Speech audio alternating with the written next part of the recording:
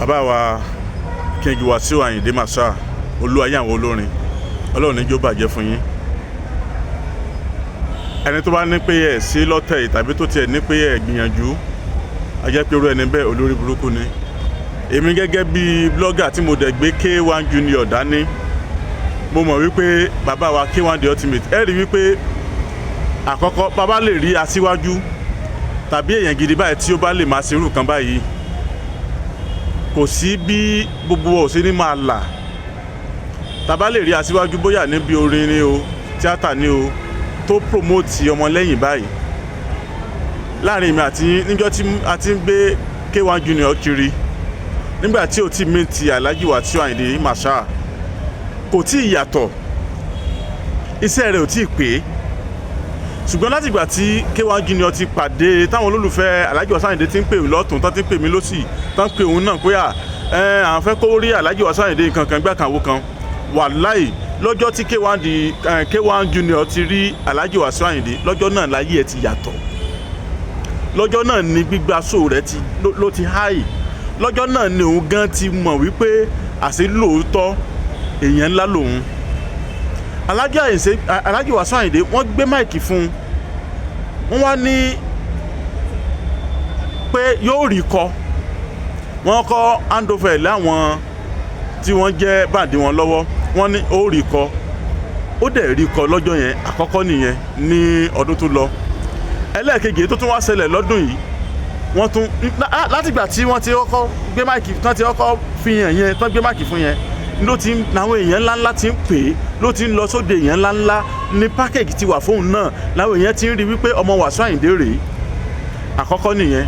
Ẹlẹ́ẹ̀kejì ni wípé òun náà tún wá jọmọ kan tó lóyà tó dẹ̀ tún jẹ́ ọpọlọ ẹ pé lóòótọ́ bí èèyàn bá ti wà ní level yẹn, àwọn èèyàn máa tì í, wọ́n dẹ̀ máa tàn án, kóun náà mọ bí ó ṣe máa ṣera rẹ̀, kó dẹ̀ má ríra rẹ̀ débi pé tó wá dé level kan kò ní change ojú sí Alhaji Wasiu Ayinde o, torí bí bọ́lọ̀ ń bá dé èyí ò fẹ́ ríra rẹ̀ wípé òun ti tó báyìí. Ìgbà yẹn náà fẹ́ sọ wípé làwọn yóò wá kọ yóò wá adá rẹ̀ wá yíjú dà, yóò wá di dà. Òun náà bẹ̀rẹ̀ sí ní gba àwọn òde ńláńlá tó dẹ̀ ń tẹ̀síwájú. Nǹkan míì tún wá ṣẹlẹ̀ ní January 1, Ọlọ́run tún wá lo Alhaji Wasiu Ayinde fún, wọ́n dẹ̀ tún fà á lọ́wọ́, wọ́n fà á kiri lọ́dọ̀ àwọn èèyàn ńláńlá wípé okay, ọmọ mi rèé o, láti bẹ̀ lọ ìgbéga ó tún dé sí i. K1 Junior really one ò ní jábọ́ ò ní fẹ́ jábọ́. Ọlọ́run mú ọ, Ọlọ́run fẹ́ mú, Ọlọ́run ní mú ọ o. Wàhálà dààmú kò ní jẹ́ tiẹ̀ o, kò ní jẹ́ pin rẹ o. Wá ṣọ́ra o, mọ́ wàá jẹ́ káwọn mọ́níjà rẹ ó ti ọjú o. O ti dé àyè tó yẹ kó o sì dé ibi tó sì lọ sí jìnnà o, dákun ìyẹn àkọ́kọ́ o. Alhaji Wasiu Ayinde Marshal olúwayé fújì, àwòkọ́ṣe lẹ jẹ́, Ọlọ́run ní jẹ́ jábọ́. Ẹ ní tán, ẹ nífẹ̀ẹ́ tán, ẹ ní wíkì, ẹ ní síkì, ẹ ní rákì. Tábà ráwọn olórin míì bẹ́ẹ̀ tí wọ́n bá lè máa ṣe báyìí, kódà kó jẹ́ sọ̀rọ̀sọ̀rọ̀ kan ló ti wà lókè tó dẹ̀ ń fi àwọn ọmọlẹ́yìn ẹ̀ hàn pé kán lè bá a mọ̀, tí wọ́n wá mọ̀ sẹ́mọ̀ pé pé téèyàn bá lo lọ́fíńdà pẹ̀fúmù ní téèyàn fi sọ́wọ́, téèyàn wá fi pẹ̀fúmù yẹn bọ́mọ làkejì náà lọ́wọ́, àrùn dídùn bẹ́ẹ̀ ni ó ti máa rí. Bí orí kan bá sunwọ̀n a máa ràn gba, ṣùgbọ́n tí àbárẹ́ni bá là ọ̀là kì í yá. Eléyìí tí Alhaji Wasiu Ayinde ṣe yìí, ẹ jẹ́ kó jẹ́ àwòkọ́ṣe rere fún àyìn onífújì tó kù náà o. Ẹ rí i pé Alhaji Wasiu Alabi Pasuma náà ṣerú ẹ̀, Alhaji Saheed Òṣùpá náà ṣerú ẹ̀, wọ́n sì ń ṣe lọ. Ẹ̀yin tẹ́ tún wá jẹ́ bí aṣíwájú bóyá níbi iṣẹ́ mi gan, kóyà kó jẹ́ bí ó ń tàtà, ẹ jẹ́ kí àwòkọ́ṣe Alhaji Wasiu Ayinde èyí tí wọ́n ṣe fún K1 Junior kó jẹ́ àwòkọ́ṣe fún gbogbo àwa tá a jẹ́ bóyá celebrity, òṣèré tíátà ni wá ni, olórin ni wá ni, sọ̀rọ̀sọ̀rọ̀ ni wá ni. A sì láwọn sọ̀rọ̀sọ̀rọ̀ náà tán ṣerú ẹ̀ o. Ẹ̀yin ọ̀gá wa kò ní bàjẹ́ fún yín o, lẹ́yìn tẹ́ sí dáadáa, Ọlọ́run ní jọba ẹ̀ní tán o, ẹ̀ní tán. Àwọn tí ò sí dáadáa náà Ọlọ́run bá wa kó sí wọn nú o, wọ́n mọ̀ wípé àtúnbọ̀tán ló ṣe kókó o. Ọlálékan Àyìndé abẹ́rọ̀rọ̀ ló kọ̀ mí súná Yáfíkúdé orúkọ tó juwó lọ. Abọ́ra tí kì í bá wọn kà ní sí pẹ̀lẹ́pẹ̀lẹ́, àṣà oníbalẹ̀ kó gbé kó asín àwòdì oníbalẹ̀ kó gbódò yán. Olóògbògi ọmọ egungun alábala ló fún lásọ onítàn kọ́tẹ̀ légún lẹ́yìn ni wọ́n pè ní ẹ̀sà. Bàbá kan bẹ nílùú Ọ̀yọ́ Aláàfin o, ojú pàṣẹ Rẹ̀mọ́ndé ọmọ Àtìbà, Ifá Bùkọ́lá, Ifá Glory, Àtàndá olórí àbọ̀là, ẹ bọ̀rí ẹ bọ̀fá, iṣẹ́ yóò dòdò dídí ni ẹ kàn sí wọn o. Ẹ ṣeun. Nọ́mbà tèmi rèé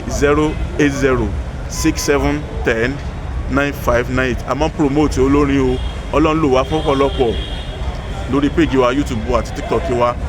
Bẹ́yìn náà bá sì bẹ́ẹ̀ èyí tí kinní òòṣà olúfimọ́ tó ṣe fáwa náà lọ́ọ̀kan ló ń bọ̀ yẹn nígbà tá a promote ọ̀pọ̀lọpọ̀ àwọn èèyàn náà pé tó náà dẹ̀ sọwọ́ sí wa ẹ̀yin náà ẹ bá lè fún wa fídíò yín abayín post ẹ o